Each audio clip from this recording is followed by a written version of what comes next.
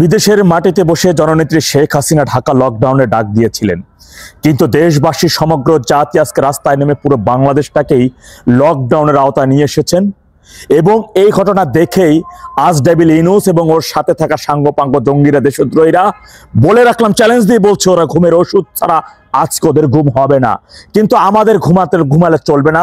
প্রিয় সহযোদ্ধাগণ, মনে রাখতে হবে, জননেত্রী শেখ হাসিনা কিন্তু লাগাতার কর্মসূচি ডাক দিয়েছেন। তাই স্ব জায়গা থেকে এই কর্মসূচি আমাদের চূড়ান্ত বিজয় না আসা পর্যন্ত অব্যাহত রাখতে হবে। আজকে প্রমাণিত হয়েছে বাংলাদেশ আওয়ামী লীগ একটি গণমানুষের দল। বাংলাদেশ আওয়ামী লীগ খেটে খাওয়া দিনমজুরের প্রতিষ্ঠান, বাংলাদেশ আওয়ামী লীগ শ্রমজীবী মানুষের প্রতিষ্ঠান, 5 প্রজন্মের প্রতিষ্ঠান। আজকে আমরা দেখেছি দেশের বিভিন্ন প্রান্তে বৃদ্ধ থেকে শুরু করে আমাদের 5 প্রজন্মের ছোট ছোট বাচ্চারা, ওরাও দেশীয় অস্ত্র সজ্জায়, ওরাও রাস্তায় নেমে এসেছে। ডেভিল ইউনূসকে চোখে আঙ্গুল দিয়ে দেখিয়ে দিচ্ছে, তুই একজন ডেভিল, তুই দখলবাজ, তুই সন্ত্রাসী, তুই দেশদ্রোহী, তুই জঙ্গি, তুই মব সন্ত্রাসী, মব সৃষ্টিকারী।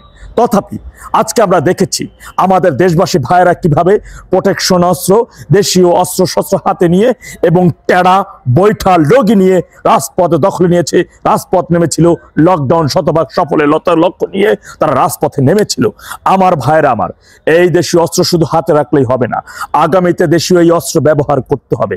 আপনাকে এগুলো ব্যবহার করতে হবে আগামীতে, এর জন্য প্রস্তুতি নিয়ে রাখুন। মনে রাখবেন, আজকে হয়তো দিক বিদিক হয়ে ডেভিল ইউনূসের বিভিন্ন জায়গায় গণগ্রেপ্তার চালাতে পারে, যদিও প্রতিনিয়ত বিগত 1.5 বছরে তার গণগ্রেপ্তার অব্যাহত রয়েছে। তবে আজকে হয়তোবা আবার নতুন করে গণগ্রেপ্তার শুরু করতে পারে ডেভিল ইউনূস। তাই আপনাদেরও সজাগ দৃষ্টি রাখতে হবে, সজাগ দৃষ্টি খোলা রাখতে হবে। যেখানে গ্রামে অঞ্চলে যেখানে প্রশাসনের লোক যাক না কেন, তাদেরকে দাঁত ভাঙা জবাব দিতে হবে ঐক্যবদ্ধভাবে। একজনকে ধরতে গেলে 10 জন এগিয়ে আসবেন, ওদের হাত থেকে ছিনিয়ে নেবেন।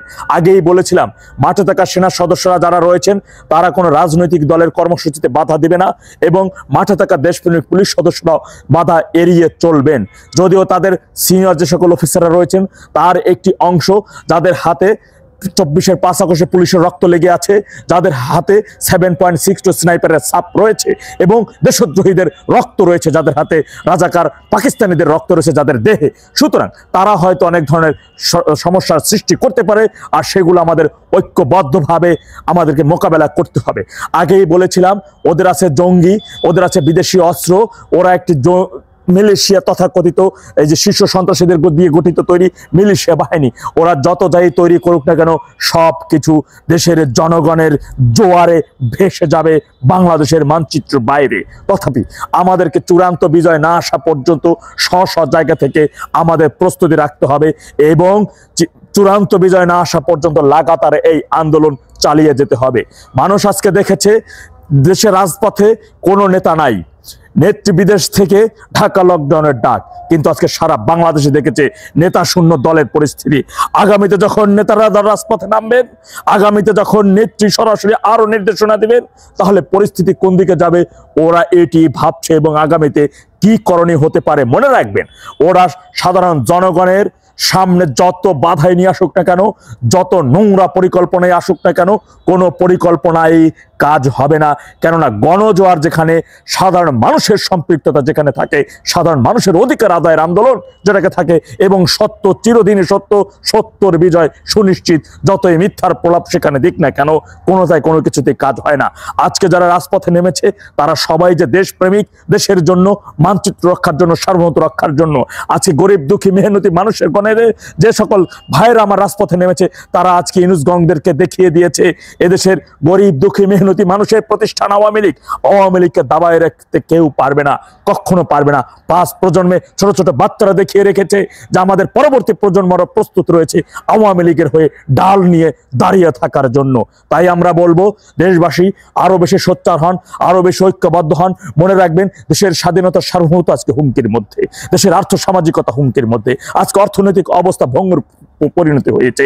আজকে দেশের সাধারণ মানুষ, কত মানুষ আজকে আপনারা জানেন, প্রায় আজকে দেখলাম 153টি কলকারখানা বন্ধ হয়ে গেছে, লাখখানিক শ্রমিকগণ চাকরি হারিয়েছেন। সুতরাং আমাদের এই আন্দোলন শিল্প প্রতিষ্ঠান বাঁচানোর আন্দোলন, বাংলাদেশের মানচিত্র রক্ষা করার আন্দোলন, জঙ্গিদের হাত থেকে বাংলাদেশকে রক্ষা করার আন্দোলন, সার্বভৌমত্ব রক্ষা করার আন্দোলন, বাংলাদেশকে জঙ্গিদেরকে শিকড় উপরে ফেলে দেওয়ার আন্দোলন, আমাদের এই সংগ্রাম 3200 পুলিশ হত্যার বিচারের বিষয়টি নিশ্চিত করার আন্দোলন। আমাদের এই আন্দোলন ভাতের জন্য, ভাত খেয়ে বেঁচে থাকার আন্দোলন, ডাল ভাত খেয়ে বেঁচে থাকার আন্দোলন। তথাপি আমি বলবো, আপনারা যারা এখন পর্যন্ত রাস্তায় নামেননি, মাঠে নামেননি, বা ভাবতেছেন বা প্রস্তুতি নিতেছেন, তাদেরকে বলবো এখন আর ভাবার সময় নাই ভাইরা আমার, বোনেরা আমার। স্ব স্ব জায়গা থেকে দেশ বাঁচানোর লক্ষ্য নিয়ে, সার্বভৌমত্ব বাঁচানোর জন্য, ডাল ভাত খেয়ে বেঁচে থাকার জন্য আমরা ঐক্যবদ্ধভাবে 54 বছর আগে পরাজিত শক্তিদেরকে এই দেশ থেকে সমূলে উৎখাত করার লক্ষ্য নিয়ে, দেশ বিরোধীদের, জঙ্গিদেরকে এই দেশ থেকে মানচিত্রের বাইরে ফেলে দেওয়ার জন্য, সার্বভৌমত্ব রক্ষার জন্য সকল ঐক্যবদ্ধভাবে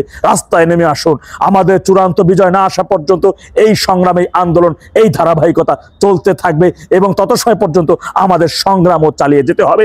তাই টেডা সহ লগি বৈঠা যা আছে কোনো কিছুর হাতে রাখবো না। আগামী তেরকুলার সঠিক ব্যবহার সঠিক জায়গায় করব ইনশাআল্লাহ। জয় বাংলা, জয় বঙ্গবন্ধু।